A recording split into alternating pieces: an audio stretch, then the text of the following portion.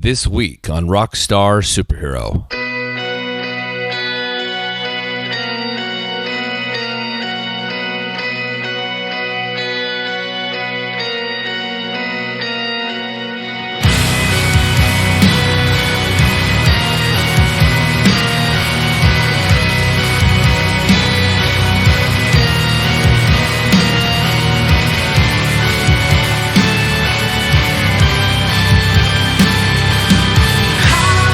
Will Benoit has a voice and style that fits squarely into the uniquely complex post-metal alternative dream doom band, SOM. SOM will be releasing the new album, The Shape of Everything, in a few days, and will be out by the time you hear this interview. It's massive in scope, sound, and vision. It's a singular gargantuan album, and it's my great hope that it won't get lost in the myriad of musical releases that happen this time of year. It's already on my Album of the Year list, and I don't see how it can be bested. It's just that good. Will was kind enough to give me some time in the middle of this press run for the new album release, so I thank him for his attention to this interview, and I'm deeply honored. Will's voice is impeccable, and if I didn't make it obvious, the music of SOM could be the best thing ever. This is my conversation with the man himself, vocalist Will Benoit of the atmospheric SOM on Rockstar Superhero.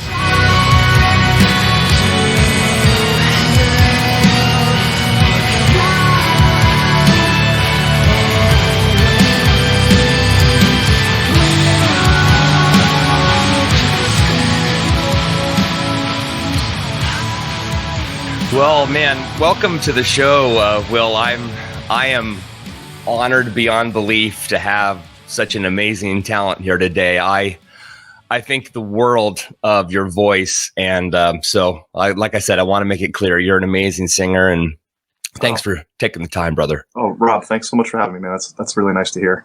Yeah, well, you're more than welcome. I want to start by saying that SOM has to be one of those bands that changes the game for me. And a lot of my listeners know I'm a bit prone to exaggeration. I tend to fall in love with everything, right? Sure. And it is fair. It's the way it is. But I've been fortunate enough to hear, the new record. I've been fortunate enough to have the right promo and management companies favor me enough to get me to incredible artists like yourself. And something about SOM has really altered my DNA. And I think it's because you guys have found a way to approach heavy and melody in a new way. It's dreamy, but it's overwhelming to me emotionally, all at the same time. And so when somebody hears music like this, when I hear music like this, I'm instantly caught up.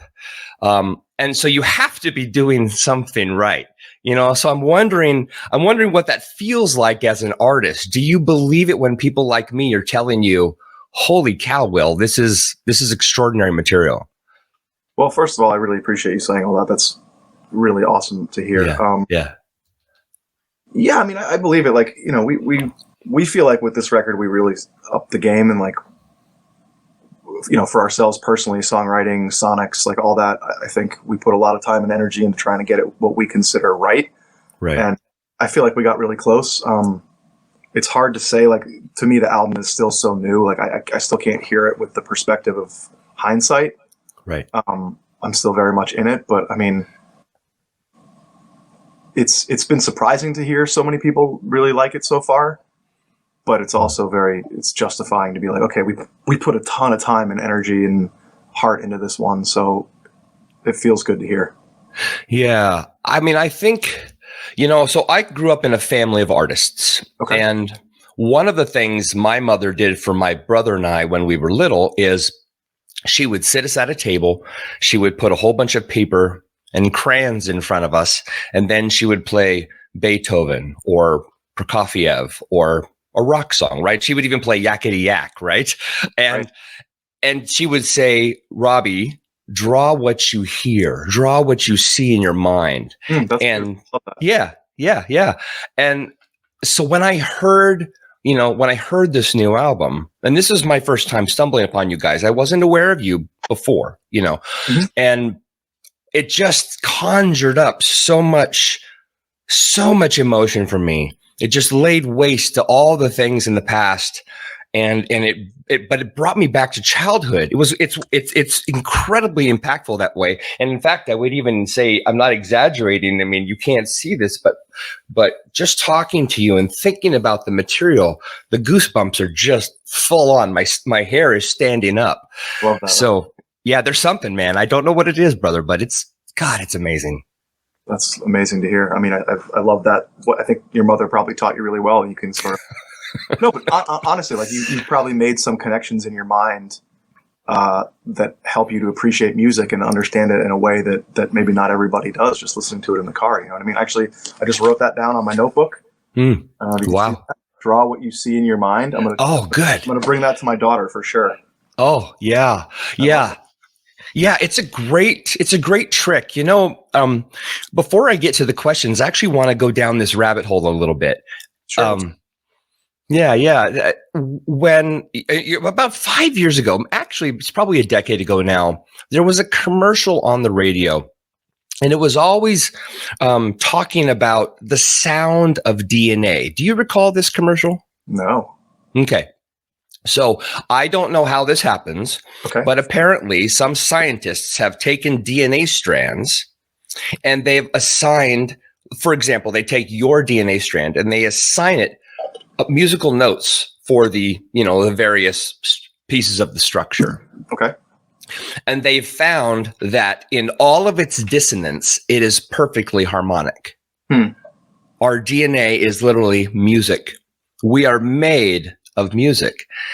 And going back to what you just said a second ago about how I grew up, I almost feel as though my mother, and now obviously you'll have a chance to sort of supercharge your daughter in this, is my mother introduced the idea that we are all connected musically, right? Mm-hmm. That is sort of the key. It's almost like the most important, and I don't want to knock other artists, but to me, it seems like it's the most important singular thing that connects the world, because it's the one thing we can all agree it affects us, where I can look at a painting and it may not touch me at all. But music, I either say, yes, that is lovely, or no, I don't like it. Either way, I have an opinion. Yes. What do you think? I agree with all that. I think that there's something really like that connects to us deeply as human beings, as monkeys, as fish, whatever we were, like that primal, just something that's like you listen to house music and people can dance all night to that, and that's such a primal instinctual thing that we do as human beings. I think it's interesting how much we complicate it as musicians, like as people that learn and try to like add so much more to it. But yeah, I mean, it's as simple sometimes as a 4-on-the-floor drum beat that gets you going in a way that is really inexplicable sometimes. Yeah. It's interesting that you said that too, because as a drummer, I'm a drummer. Yeah, there's this idea of bounce, right? If the song doesn't bounce, even if it's in 11 or 7, right? In a time signature, it needs to have a bounce. So the audience, it doesn't necessarily have to headbang, but it has to be able to capture your heart in a way. Absolutely. It's a little cheesy to say it that way, but no, it's not. It's absolutely true. Yeah, I mean, so we have a studio here at the house. That's where I work. Since building it, my wife has taken up playing. Like I grew up playing drums, but my wife started playing drums. Because we have a studio here, she can get loud at night and do whatever and learn.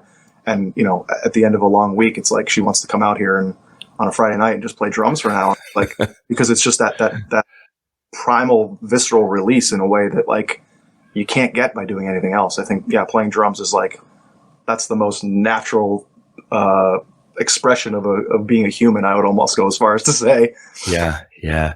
Kind of makes sense that Native Americans or natives in general would be doing that as a way to bring them together tribally, right? Exactly. Yeah. Yep. Well, so speaking of coming together, how did SOM come together? I know you've told this story a million times, but this is our first time talking. Our listeners would love to hear it. Tell me your version of the story. So gosh, I guess probably like 5 years ago. Can I curse on this or no? You can fucking curse all you want. Just want to make sure. Sorry, Jesus. Probably like probably 5 years ago at this point. just trying to find a new project to do something different. I was kind of just frustrated with all the things I was doing. I wanted to try something that was just like simpler and heavier. Joel, who's our guitar player now, was the first person I talked to, but he was actually already busy with a new band called Drift Off. So he was like, I can't really do it, man. I'm sorry. Like, go ahead without me. And Duncan and I had been playing in another project, sort of just like fun on the side, kind of just to write music. So I approached him. I was like, hey, man, I have some demos. Like, you want to just do something that's a little bit simpler and, dare I say fun? So we did that, and our bass, Justin had just moved to New York, and he was looking to start a band. And I was like, hey, man, why don't you come out here for a weekend? We can get together and write and see how it goes. And it was just like, it all clicked pretty quickly. Like we've all been friends for a long time, but like that rapport of those three people, it was just like, it was fun. And it felt like we could do stuff a little bigger, a little more ambitious, but in a simpler way, if that makes any sense. Yeah. So yeah, we did that record. Our plan was to go out and play shows and kind of like be like more of a live band, but just everybody's lives got so busy. Justin ended up joining Caspian. I had a daughter. Duncan got married and had a son. So just everybody got really busy. So it was like, well, let's make this record and see what we can go, if we can go from there. Mm-hmm. So then we played a couple. Well, we realized immediately that we needed someone else to play the songs live. And so we asked Joel, like, hey man, if you can't be in the band, maybe you can just like help us out live when to play some shows. And he's great with being willing to just play guitar and do that. Yeah. So we added him, and then it's a longer kind of convoluted story, but we needed another guitar player for a tour that never ended up happening. And Mike said that he would do it. So then all of a sudden we had 5 people that wanted to be playing music together, and we were all kind of getting along. So we did a tour with Oh Brother. When that kind of came together, it was like, well, let's just be a 5-piece. Let's have 3 guitars. Right. Wow. And yeah, it's just sort of, and everybody sort of like had their chance to like reach and grow and sort of find their space in this band in a way that's sort of like, it's been a fun challenge for everybody. Mm-hmm. Yeah, I guess that's a longish answer, but it's fine. I think, going from the trio to the 5-piece, right? This modern version of SOM. The thing that I've noticed, we'll get to the singles here in the album, but sure, there's a density to it, going back to that DNA idea, mm-hmm, that somehow it all works. It actually, as a musician myself, it shouldn't, right? Yeah. There's so much going on, but what's so beautiful about your material, and I don't want to overstate my enthusiasm, is there's your voice, as an example, is actually a musical instrument in the song, in the pieces. Everything is mixed almost at the same level. I find that really intriguing. I don't think I've actually heard an album where it seems, granted, as the listener, it seems as though everything is at, right at on the same sort of volume line. And that is, at some moments, it's disconcerting because there's so much going on. But I think the ethereal nature of the material and the fact that it tends to be brooding and have this sort of somber and slow and emotive approach allows you to listen to it over and over and hear something new. The bell tone over here, the pitch bend of the guitar over here, right, the way maybe the drums repeat for 7 of the 8 bars, and the 8th bar isn't a fill. It's just a slight variation on the feel in general, right? I think you've nailed it. Yeah, that's absolutely what we try to accomplish with this record. Oh my God. It's just, I cannot exaggerate. I know I keep exaggerating, but it's, oh my God. So then that leads to the next question for me, which is. Can I just jump in? I want to say something real quick about it. So I remember as a kid when Meshuggah came out with Destroy, Erase, Improve. Record. Yeah. But that one, I was, I think I was 15 when it came out, and it just like tweaked my brain. You know what I mean? Yes. But that was the first example of a band where it was like every single instrument and the vocal, it's all mixed at the exact same level. Yes. And I thought that was, even at that age, at 15, I was like, that's something that I've never heard before. Yeah. And it's sort of always been in my head. I don't think I've consciously done it, but this was a record where it's like, this is intentionally, we're trying to make a very heavy record, but as you said, very ethereal, very pretty. So those things need to be as important as the heaviness. Mm-hmm. So it really became a trying to find a way to get everything to be, everything is too loud all the time. You know what I mean? Right. Well, I mean, I totally get you. And I'm sorry for interrupting you at the end. No, go for it. I'm a massive fan of dream pop, right? The bands like the Hi Hi's, Sigur Rós. I love that kind of thing, that thing that takes you to a new planet, so to speak. Sure. Right. Yeah. I love that you've taken this approach, because so many musicians almost feel like they have to be macho about their style. Mm-hmm. Right. And your approach is saying, we're going to take the prettiest thing available, and we're not going to twist it, but we're going to be very intent on it. We're going to put all of our weight into it. You know what I mean? And some musicians purposely sort of pursue a different angle, right, to set themselves apart. Mm-hmm. But I don't know what your perspective is on that. You know, I mean, what's your idea with the, we don't want to sound like anyone else, but at the same time, we want to sort of show our influences, just not too clearly. You know, do you have a take on that idea as far as trying to approach it from a different angle? Sure. Yeah. I mean, we've all been in different bands. I was in a band called Constance with Duncan. Joel and Mike were in a band called Junius. Justin played drums for them. Wow. Justin's in Caspian. So, we've done our work with these like sort of longer form post-rock, post-metal songs. Yeah. So, I mean, I think each of us have a different perspective, but for me, it's really like, can I simplify, instead of writing a 10-minute song that has, odd meters and sevens and, subdividing fives and stuff, it's like, can I pack that same content, emotional feeling into something that's closer to 4 minutes? And right. Like that for me is the biggest challenge. I think the other guys have different challenges in the band, but that for me has been the biggest challenge, is like getting those big impactful moments, but getting to them sooner. Right. Well, but you guys have done something, we'll get to Animals here in just a second. I definitely want to talk about that piece. But I used to say my favorite song of all time was Woman in Chains by Tears for Fears.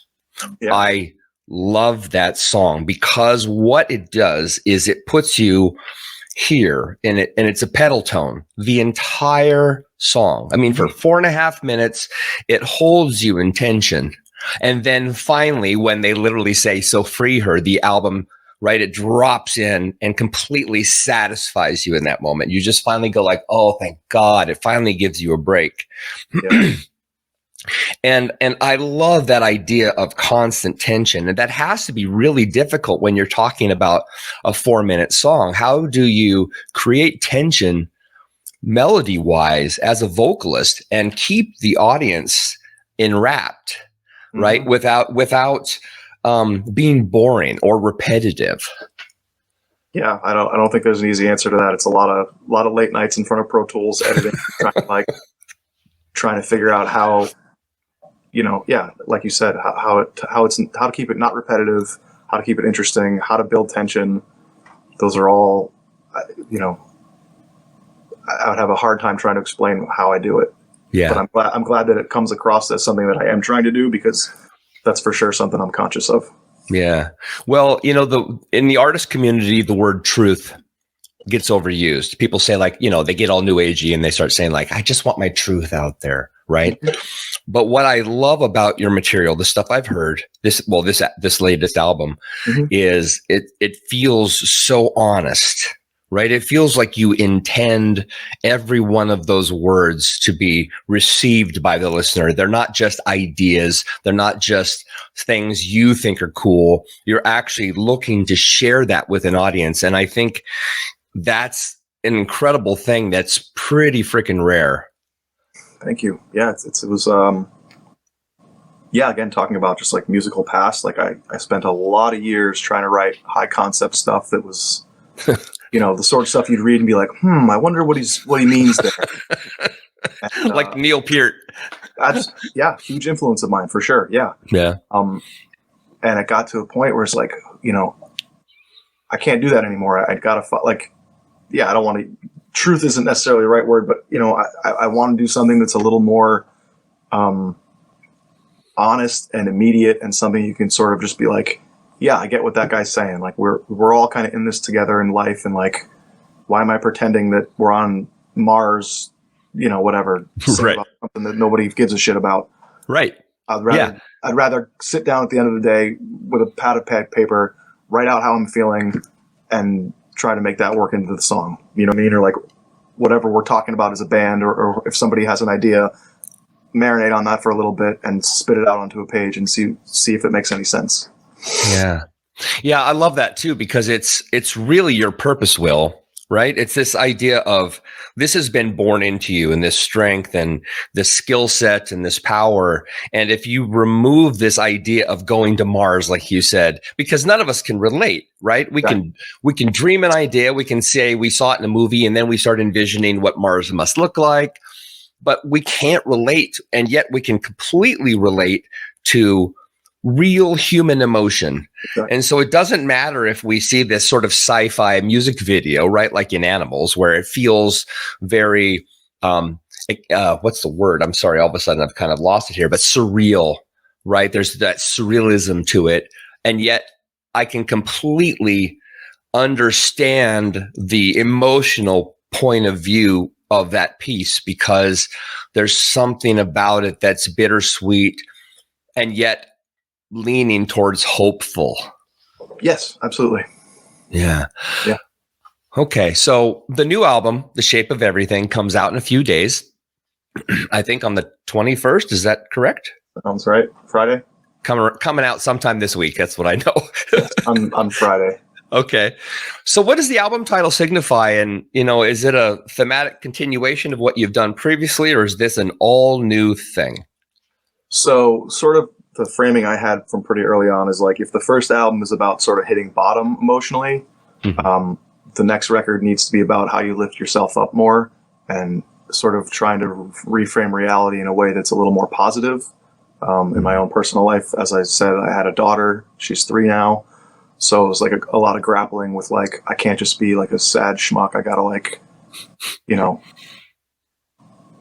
paint a better picture of the world and frame things more positively for myself, but also for her. So a lot of the record is sort of like figuring that out and grappling with those ideas. The title actually came to me in reading a Dr. Seuss book called I'll Google it. I'll get back to that. Okay. The line is the shape of you, the shape of me, the shape of everything I see. And I don't know, it just stuck with me as like, it's this little rhyme, cute thing, but it just feels like it's so, I don't know. It's a big thought. It's a small thought. It's all, sort of everything wrapped into one. You can sort of go where you want with that. Yeah. I don't know. It just stuck in my head, and there seemed to be like a big image that could go along with that. Yeah. Well, it's the human experience, though. We're seeking at all times, right? Whether it's God, our place in the world, like, right, our purpose, what are we made for, or just getting through a moment of being down or literal depression, right? Absolutely. So, I mean, I completely understand. I think that's probably what attracts me so much is I feel, and again, I don't want to sort of enforce myself into your own personal world, but I feel connected to you, Will, because of that approach, the open-hearted approach to this is my experience, and I'm hoping you'll share it with me because we can walk out of it together. Yeah, absolutely. I'm really, honestly, very, very happy to hear that, because that was the goal. That is the goal, is to try to connect with people in a real way through music, and like the fact that it's working is like, it's beautiful. It makes me really happy. Yeah. Yeah. Well, I do want to talk about Animals now that we're on the album. the shape of me and other stuff is the Dr. Seuss. Oh, okay. Thank you. Thank you for helping our listeners out on that one. You'll have to go out and check it out, guys. There's probably 50 words in the whole book, but they're all important words. Animals. Yes. One of the singles off the album. Okay. So I'm going to embarrass you now. No, go for it. It's the best single I've heard in years, maybe decades. It's the best song I've heard in so long. I can't stand it. And it's literally, I wake up with it. I fall asleep with it. I think about, what does it mean melodically? What does it mean spiritually? Yeah. It's a truly, here we go, epic wonder. It's a wonder of sound and feeling and poignancy. And I'm curious because it's so impactful to me and so powerful. And everybody I've played it for is just says, I can't actually believe that this thing exists. Oh. What were you thinking when you first heard the music? Because from what I've read, Joel sort of showed up at 3 a.m. or 4 a.m. or emailed it to you or something and said, dude, I have this thing and it came together. You know what I mean? Yeah. Yeah, that's exactly what happened. I woke up to an email from Joel and he's like, hey, stayed up late working on this. Check it out. And I was just, holy shit, this is good. Like from the first note all the way to the outros, like, you know, I mean, it evolved and the other guys added a lot to it to give it more weight and a little bit more movement and dimension. But the initial idea and all those main instrumental melodies, that was all Joel. He gave him credit for it. And one night it just came out of him. I heard it and it was like, holy shit, this is a great song. I gotta come up with something great vocally for it. And I was out running errands. I kind of had the vocal in my head. I was using voice memos to record stuff. Got home around probably 12 or 1. Came out to the studio and just like did it. So wow. Yeah, 12 hours done. so a lot. I'm sorry. Those are the best songs, the ones that just happen. You know what I mean? Yes. The ones you fight with for a year that it's like, I never quite got it right. But Animals, that was immediately it was like this is something special for us. Yeah. Glad it's working for you as well. Yeah. Yeah. It's your Stairway to Heaven. It's your Carry On Wayward Son. I mean, seriously, those beautiful things that happen, you know, you mentioned lightning in a bottle. These are things that they don't make any sense why they exist. They don't make any sense why they come to us, but they are absolutely downloaded to us into our spirit. I mean, they're just flat out, you know, God's like, here you go. I'm giving you this because only you can handle it, right? That's what it feels like to me. Go ahead.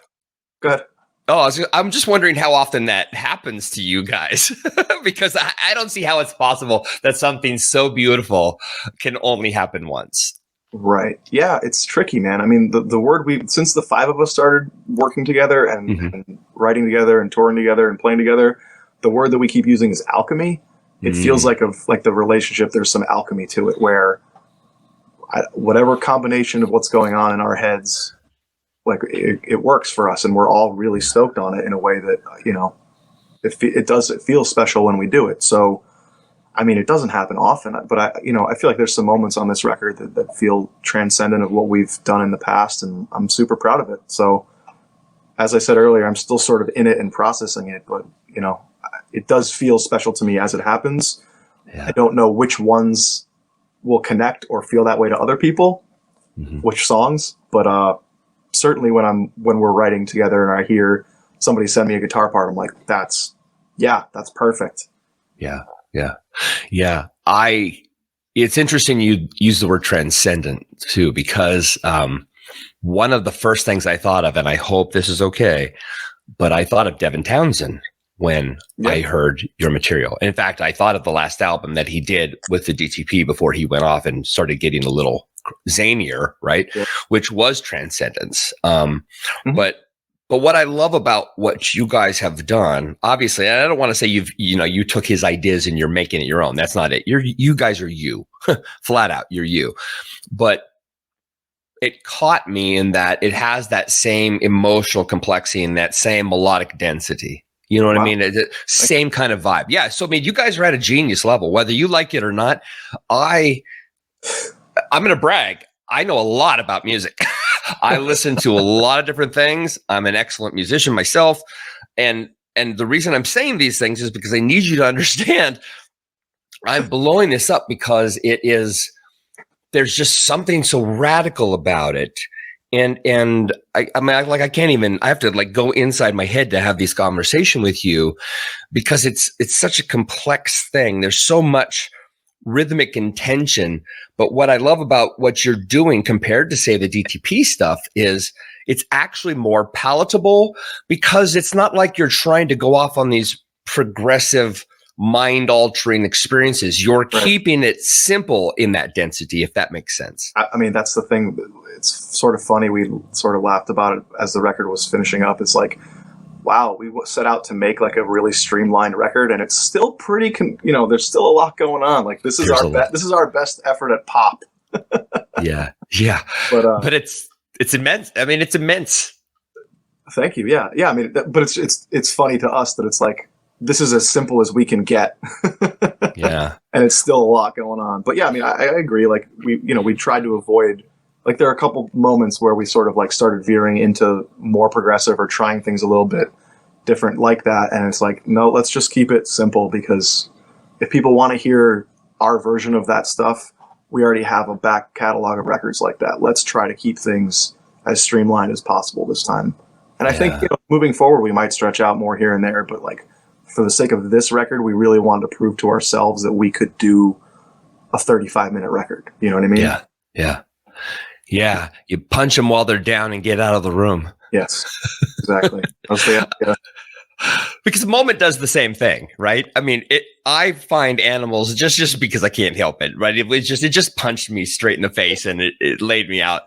But Moment is another one of those pieces that when you get to that chorus, that da, da, da, da, da, da, it's just so, it's such a, I actually don't have the words for it, but it just proved to me that this wasn't an accident, right? That SOM is a force, that you guys are to be reckoned with, that there's a future for you, and that it's only going to get bigger and better because you've refined it, right? It's been quickened into this steel sword of music. I'm trying to come up with words. I mean, I'm not a wordsmith here, but you're doing great.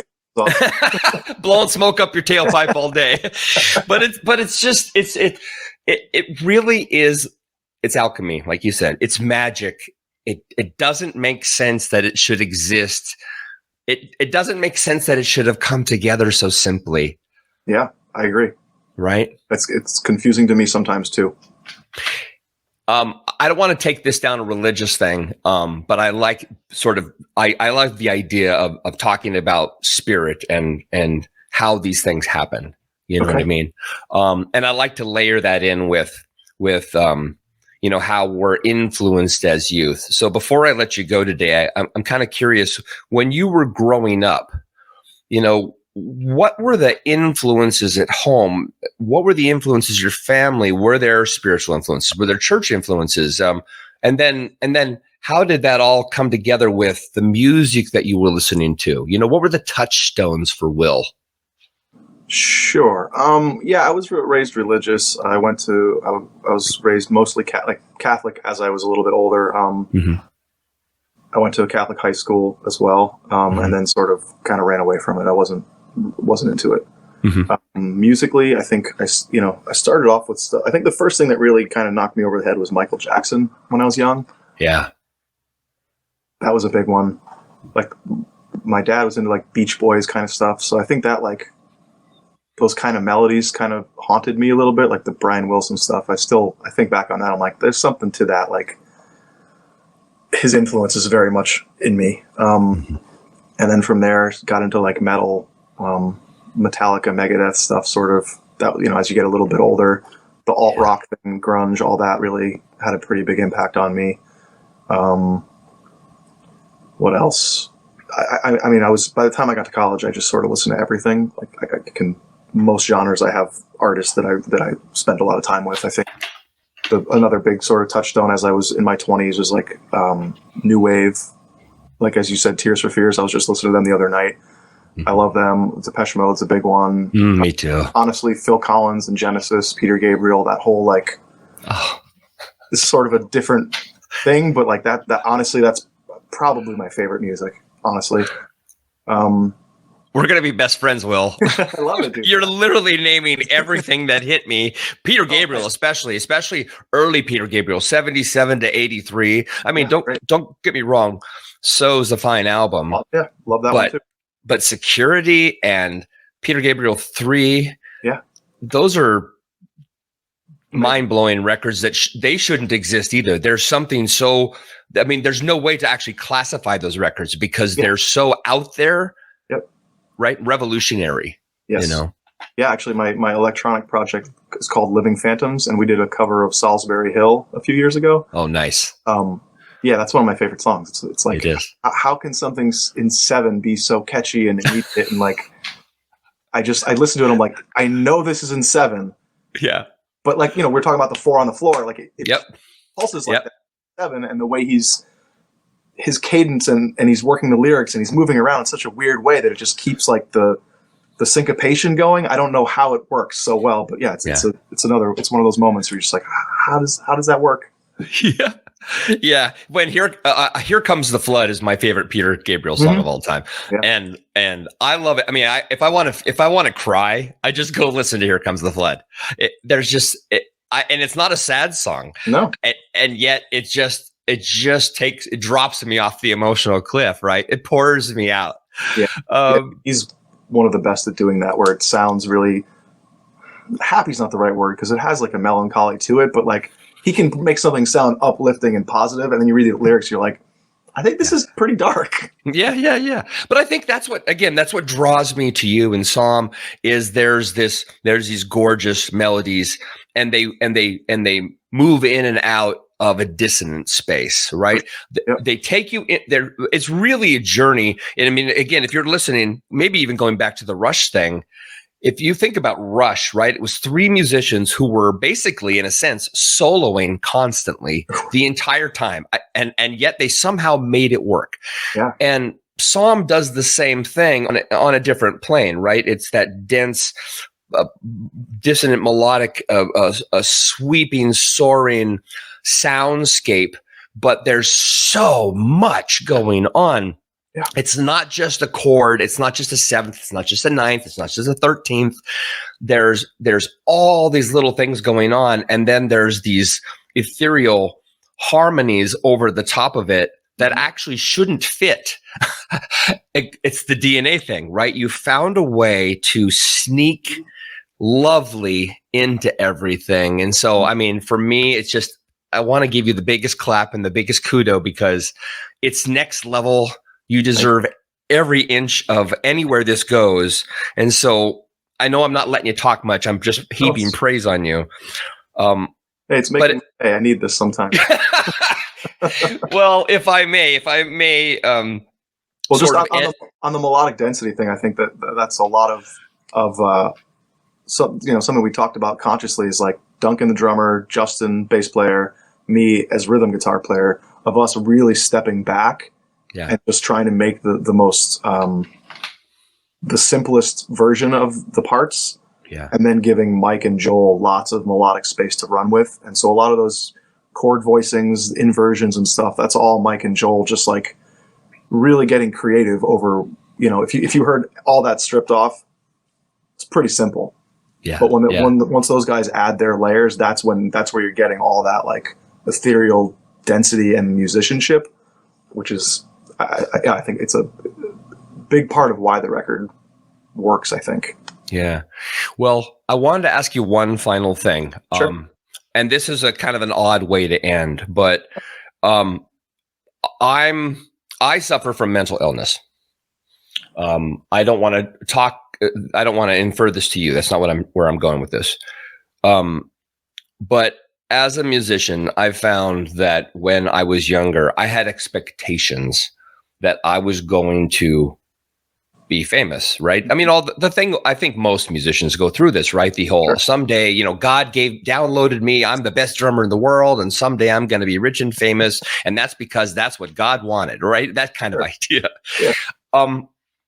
As a musician and as somebody who grew up, on the fringes of the church, and as somebody who's where you sit now, and you have this daughter, and you have to sort of be available as a human being to her, and as a teacher and as a leader in the family, all while you're being a musician. What's your hope? What's your hope for you? What's your hope for the band? Do you have an expectation? Do you have a hope? Do you hope it becomes big? Or are you just satisfied with, I've created this and that's good enough because I've left my mark? That's a good question. It's interesting, man. It changes on a day-to-day basis, I think. Of course, I would love to continue to grow and be a more successful version of myself and what I've already accomplished. Mm-hmm. But yeah, I mean, like, as you said, I learned years ago that, we're not Coldplay. It's not that, I'm not playing penis anytime soon. You know what I mean? Yeah. I mean, yeah. I always had a pretty realistic expectation of what would happen. Like, I always wanted to just play large clubs and be able to support myself. And that's sort of still where I'm at. The balance, the life to music ratio is always tricky. Like we're doing that Catatonia tour, which is going to be 6 weeks. That's tricky to navigate. Yeah. But that being said, I can't wait to do it because that's what I love doing. So, I mean, I think we're all optimistic. It seems like the band, like people are taking interest in us, which is a great feeling. Yeah. And I think that we're just going to continue to find the balance. And, like we're already talking about the next record and how we're going to do that. And so I think it just has to continue to grow in a natural and organic way. And I think that as soon as you start putting expectations on a thing, that's when the problems start happening. Yeah. So we're all we've all been doing this long enough to be pretty realistic about what comes next. That being said, we're optimistic. If that's a fair way to put it. Yeah. Well, I mean, I applaud you. I love that you've created something, you put it out in the wild and you let it be. And what comes from it comes from it. And so, if I could just offer any one last thing, it's not advice. It's just that my honest hope is that not only can I experience, the band live someday, that may or may not happen. I understand. Where do you live? I live near Seattle. Okay, cool. But I just hope that there's a way in this new world, right, that we can continue forward and that you can continue to create lovely things and that people will bite down on it because it's, I know I've said a lot, but it really is extraordinary. And in fact, a friend of mine in Denmark, who I adore, his band is called Feather Mountain. I highly encourage any listeners to check that band out. Feather Mountain? Feather Mountain. They are incredible. And they write from the heart too. They write from the hip and the heart. And they have a new album coming out this year. They love you. I mean, they are crazy about you. So when the tour got switched around a bit, because of the COVID thing, they were kind of heartbroken, but I'm hoping you're still going to get to Copenhagen, on this tour someday. So thank you so much for being here today, Will. Thank you for letting me talk so much and praise you so much. And I hope it didn't make you uncomfortable. Oh, no, honestly, Rob, it was great talking to you, man. It was good to meet you. And I appreciate, like you're saying, you hope people can hear us. The fact that you're doing this and putting time in to help promote us is it's huge, man. I appreciate it. Yeah. Well, you're fantastic. And I hope we can stay in touch. Thank you, brother. Take care, man.